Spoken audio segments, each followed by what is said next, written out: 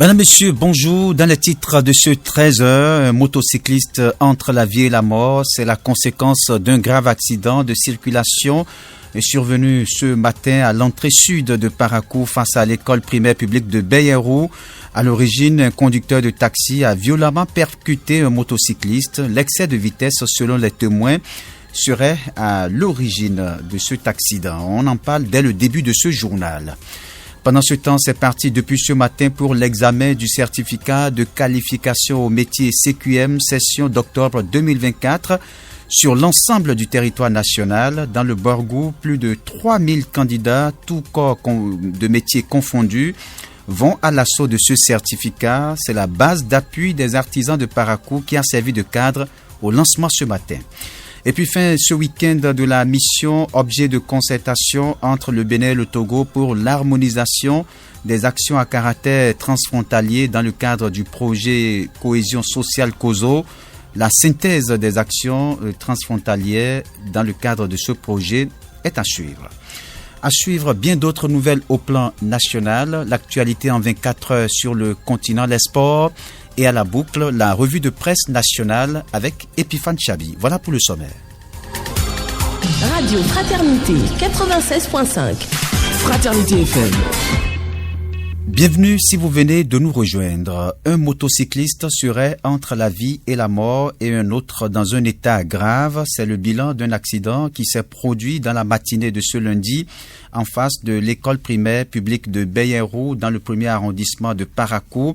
L'accident a impliqué un motocycliste et un véhicule de transport en commun. Selon les témoins rencontrés sur les lieux du drame, l'excès de vitesse du conducteur de taxi serait à la base de cet accident. Le pronostic vital du motocycliste serait engagé alors que son passager, lui, serait victime de blessures légères. Suivons pour plus de précision Ousmane Souaïbou, un témoin rencontré sur les lieux du drame. Le motocycliste a quitté vers Tchaourou, il rentrait dans Parakou. Le taximan a quitté Parakou, il allait vers Tchaourou.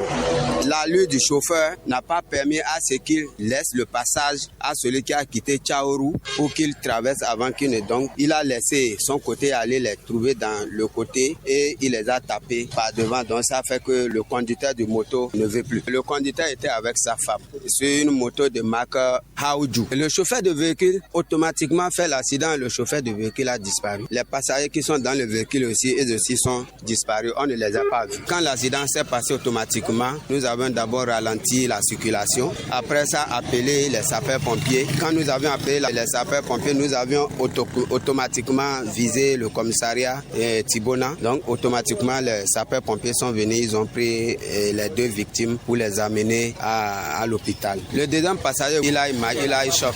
C'est une femme. Elle a eu mal aussi. Elle a eu mal. D'ici, du lieu de l'accident, au moment où on le prenait même, ses parents disent que celui-ci ne va plus parce que déjà le cerveau qui est versé par terre, vraiment c'est pas petit. Face à ce énième cas d'accident, Ousmane Souaïbou appelle les usagers de la route à plus de prudence.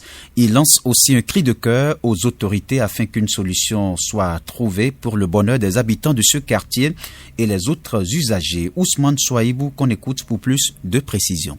Même malgré le ralentisseur qui est déposé en face de l'école Beyeru, les chauffeurs ne respectent pas ces ralentisseurs. C'est comme ils n'ont pas des enfants qui vont à l'école. Secondo, c'est des gens, d'autres, le véhicule n'est pas à jour, le véhicule n'a pas de frein. Donc voilà tout ce qu'on traverse en face de l'école Beyeru. Ce que je demande aux autorités, nous demandons au moins de nous faire des ralentisseurs. Parce que ce qu'on dépose ici, les chauffeurs ne les considèrent pas. Mais si on met des ralentisseurs dans le goudron, j'espère qu'ils vont commencer par ralentir.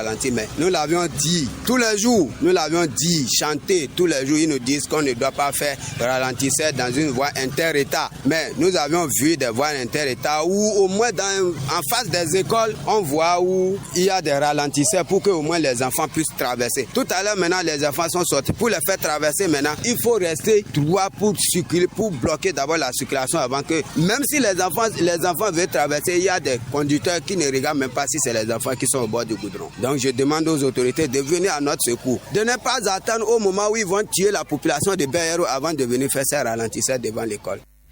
Voilà, prudence donc sur les voies publiques. Nous allons maintenant prendre la direction des collines. Dimanche noir, dans la commune de Ouessé, c'est dans le département des collines.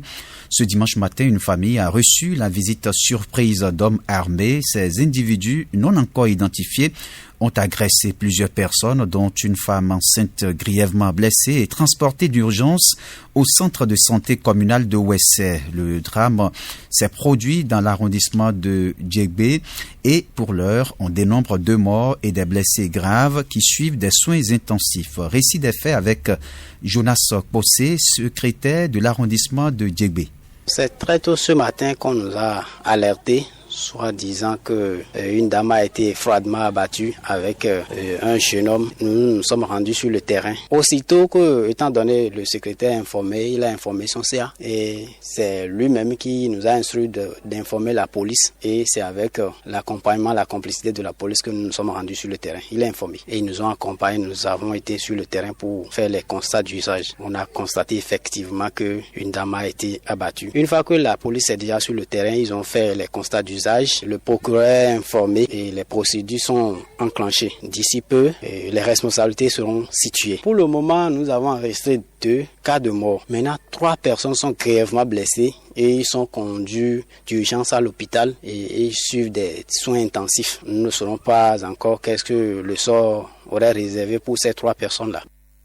La police républicaine et les autorités locales se sont rendues sur les lieux donc pour le constat d'usage, mais rien ne permet pour l'instant de connaître les intentions réelles des assaillants. Les enquêtes préliminaires révèlent cependant que la femme décédée traversait une période de mésentente avec son époux, même si cette piste reste d'abord très peu fiable. Et en attendant que la justice ne fasse son travail, le secrétaire de l'arrondissement de Djégbé appelle la population au calme. On l'écoute au micro de nos confrères de la radio rurale locale de Ouessé.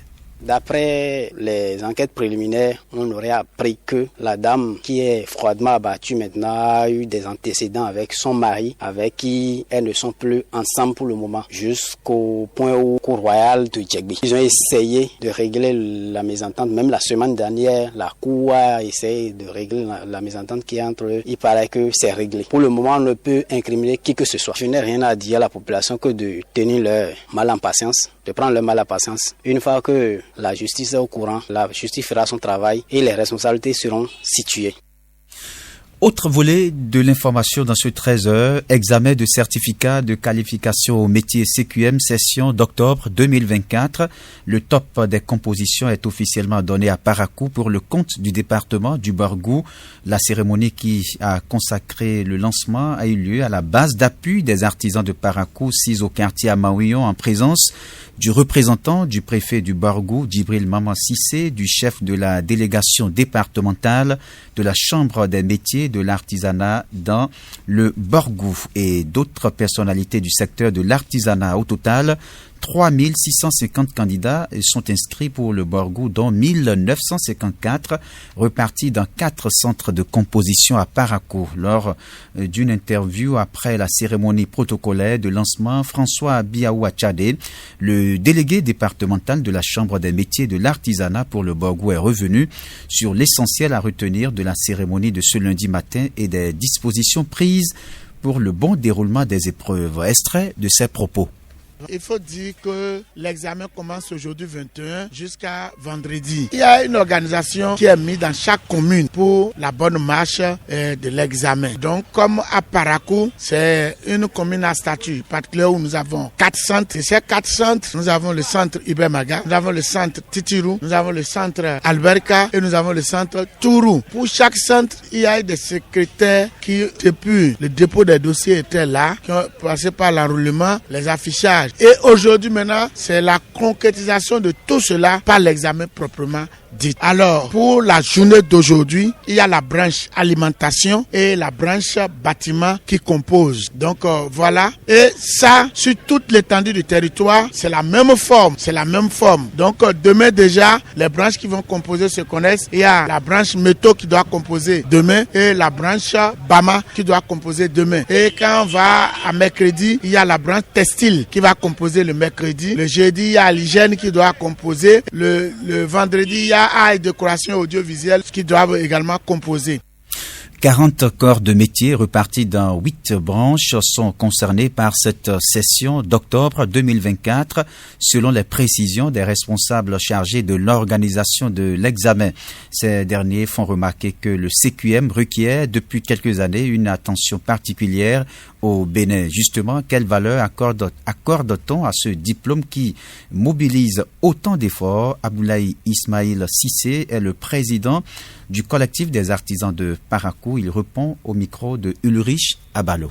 Aujourd'hui, avec le CQM, les artisans sont plus conscients. Aujourd'hui, avec le CQM, les artisans sont plus attendus au niveau des instances professionnelles. Aujourd'hui, avec le CQM, les artisans peuvent postuler à la même chose que ceux qui sont dotés du CAP en mécanique générale, en tout cas même. Donc, c'est vous dire qu'aujourd'hui, le degré où atteint le CQM n'est pas démontré. Aujourd'hui, avec le CQM, c'est que tu peux intervenir dans les 8 pays de l'UEMOA. D'autres pays, comme la Côte d'Ivoire, comme le Burkina, sont en train de venir chercher la connaissance au niveau du Bénin.